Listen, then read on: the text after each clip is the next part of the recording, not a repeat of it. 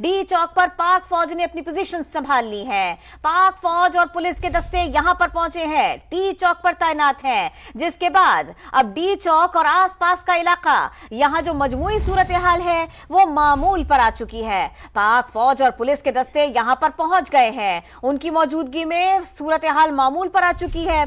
यहां पर यह भी हुआ कि कारकुनान को जो पीटीआई के यहां पर इकट्ठा हुए थे, एहतजाज कर रहे थे, तोड़फोड़ कर रहे थे, उनको पीछे धकेल दिया गया है। बिल्कुल, तो आपको बता रहे हैं कि इस्लामाबाद के डी चौक पर पाक फौज ने पोजीशन संभाल ली है। पाक फौज और पुलिस के दस्ते डी चौक पर तैनात हैं। डी चौक और इतराफ में सूरत हाल मामूल पर है। पाक फौज और पुलिस के दस्ते डी चौक पर मौजूद हैं। डी चौक पर पीटीआई कारकुनान का पुलिस ने पीछे धकेल दिया। इसी पर मजीद बात करेंगे, हमें तफसीलात बताएंगे कमरुल मुनव्वर। कमर, बताइए क्या सूरत हाल है?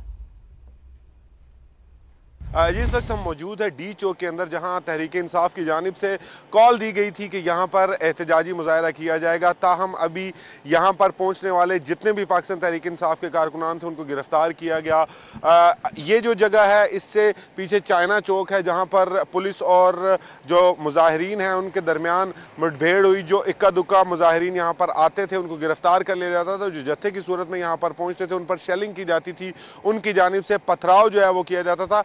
अभी मुकम्मल तौर पर जो है ये डी चौक को सील किया गया है, बल्कि रेड जोन को जाने वाले जो रास्ते हैं उनको भी जो है मुकम्मल तौर पर बंद किया गया है। रेड जोन के अंदर जाने के लिए कोई भी रास्ता जो है अभी खुला हुआ नहीं है। पाक फौज के दस्ते जो हैं अब यहाँ पर पहुँच चुके हैं और डी चौक से लेकर चाइना चौक तक उनकी तरफ से गश्त भी किया जा रहा है। पुलिस की नफरी, फ्रेश नफरी जो है वो अब पुलिस लाइन हेडक्वार्टर से यहाँ पर पहुँची है और वो उन्होंने भी अपनी पोजीशंस जो हैं वो संभाल ली हैं। जिस जगह पर इनकी लड़ाई हुई, जिस जगह पर पुलिस के साथ मुठभेड़ हुई, वो इससे पीछे चाइना चौक है। चाइना चौक से उन्हें पीछे धकेल दिया गया है। स्टॉक एक्सचेंज की बिल्डिंग जो है वहाँ तक मुजाहिरीन को जो है वो पीछे धकेल दिया है। बहुत से मुजाहिरीन जो है वहाँ से मुंतशिर भी हो चुके हैं।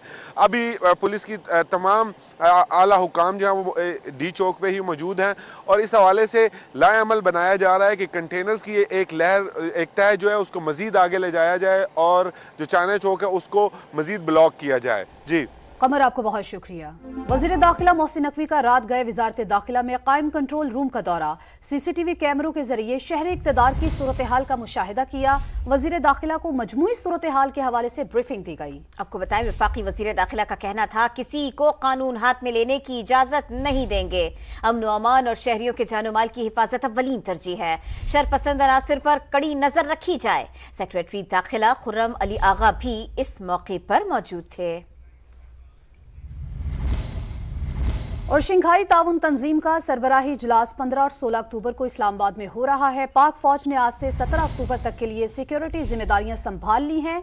शहरियों के जानो माल के तहफ्फुज और अमन व अमान बरकरार रखने के लिए चाको चौबंद दस्तों ने शहर के मुख्तलिफ इलाकों में गश्त भी शुरू कर दिया। सिक्योरिटी जराये के मुताबिक किसी भी शरपसंद को अमन व अमान तहबाला करने की इजाजत नहीं दी जाएगी। मजीद जानेंगे इस्लामाबाद में समा के नुमाइंदा खुसूसी उस्मान खान से। जी उस्मान।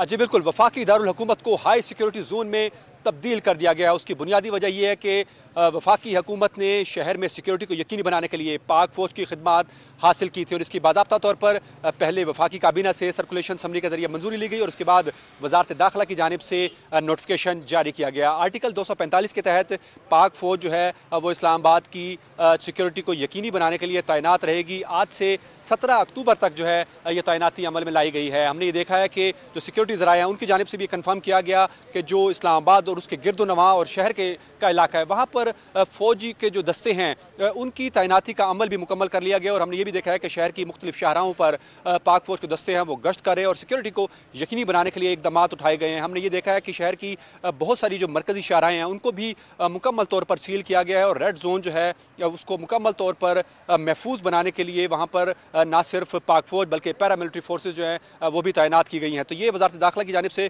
जो नोटिफिकेशन जारी किया गया था उसके बाद अब बाज़ाब्ता तौर पर जिम्मेदारियाँ जो है वो पाक फौज ने संभाल ली हैं और जो शंघाई ताउन कॉन्फ्रेंस होनी है उस हवाले से सिक्योरिटी को यकीनी बनाने के लिए पाक फौज जो है 17 अक्टूबर तक इस्लामाबाद में तैनात रहेगी। जी बहुत शुक्रिया आपका। इस्लामाबाद में पुलिस और पीटीआई कारकुनान में झड़पें जारी हैं। 26 नंबर चुंगी और फैजाबाद पुल के तरफ हालात कशीदा हैं। मुजाहिरीन की जानिब से पथराव, जवाब में पुलिस की शेलिंग भी जारी है। मुजाहिरीन तरनोल लाहौर मोटरवे और श्रीनगर हाईवे पर मौजूद हैं। ताज़ा तरीन सूरत हाल जानेंगे। 36 नंबर चुंगी से हमें ज्वाइन कर रहे हैं असलम खोखर, फैजाबाद पुल की तरफ मौजूद हैं समा के नुमाइंदे उमर बिन आसिफ। असलम खोखर, आपसे पूछते हैं, जो कुछ सारा दिन रहा और अब सूरत हाल में कुछ तब्दीली है? जी किरण, सूरत हाल जो है वो बिल्कुल ही तब्दील हो चुकी है। सारा दिन यहाँ पर पुरसकून माहौल रहा, लेकिन जैसे ही मगरिब के बाद का वक्त शुरू हुआ तो इस वक्त जहाँ पे मैं मौजूद हूँ, ये 26 नंबर चुंगी है, इसके 3 अतराफ सड़कें लगती है। लाहौर मोटरवे वाली साइड तरनोल से जो सड़क आती है और इसके साथ साथ जो H13 है उसकी जो मुल्हका आबादी है, क्योंकि ये आमिर मुगल जो कि PTI के बड़े मुतहर्रिक कारकुन है, रुकन है और MNA के उम्मीदवार भी थे, उसके इलाके से शदीद किस्म की जो है मज़ाहमत पुलिस को जो है वो उसका सामना करना पड़ा है। और पुलिस वाले जो है थोड़ी सी यहाँ पे पुलिस की जानिब से जो हिकमत अमली है वो हमें कमजोर इस हवाले से नजर आई कि एक तो हवा मुखालिफ सीमत थी, फिर वो पुल के ऊपर खड़े होकर दूर तक जो है वो शेल फायर करते रहे, जिसका फायदा उठाया यकीनन जो कारकुनान थे। ठीक है, वेट कर रहे थे असलम, आपका बेहद